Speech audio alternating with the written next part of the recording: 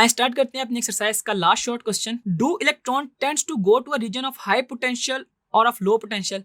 कि हमारे पास जो इलेक्ट्रॉन है वो किस डायरेक्शन में मूव कर रहे होते हैं या वो किस डायरेक्शन की तरफ अपना बिहेवियर को टेंड कर रहे होते हैं, अपने बिहेवियर को वो पुश कर रहे होते हैं। आपको ये चीज पता है कि हमारे पास जो इलेक्ट्रॉन है ना वो नेगेटिवली चार्ज पार्टिकल हैं और ये हमारे पास पॉजिटिवली चार्ज पार्टिकल से अट्रैक्ट कर रहे होते हैं। सिंस द हाईएस्ट पोटेंशियल जो होता है हमारे पास पॉजिटिव होता है, तो इलेक्ट्रॉन जो है वो हमेशा हमारे पास हायर पोटेंशियल की तरफ मूव कर रहे होंगे, क्योंकि नेगेटिव चार्ज जो है वो पॉजिटिव चार्ज से अट्रैक्ट हो रहे होते हैं। अगर आपने इसको पेपर में एक्सप्लेन करना है, आपने ये चीज इस लाइन को लिखने के बाद आपने इसके अंदर ये एक छोटा सा नोट लिख देना है।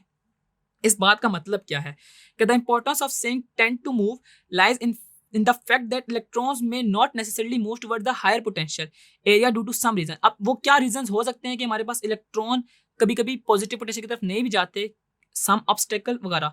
कि अगर हम आपको ये चीज़ मैंने अपने एक टॉपिक जिसमें हमने comparison of electric force and gravitational force पढ़ा था, तो मैंने आपको बताया था कि वो मीडियम पे डिपेंड कर रही होती है इलेक्ट्रिक फोर्स। तो अगर हमारे पास कोई बीच में ऑब्स्टेकल रख दिया जाता है तो हमारे पास नेगेटिव चार्ज अपने पॉजिटिव चार्ज की तरफ मूव नहीं कर रहे होते।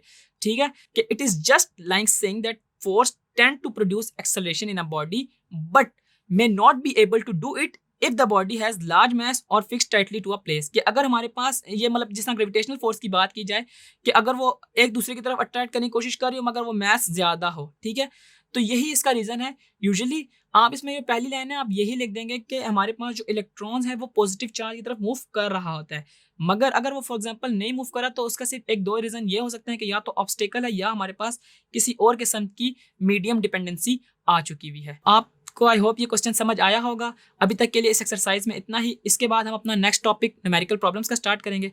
सो see you in the next video.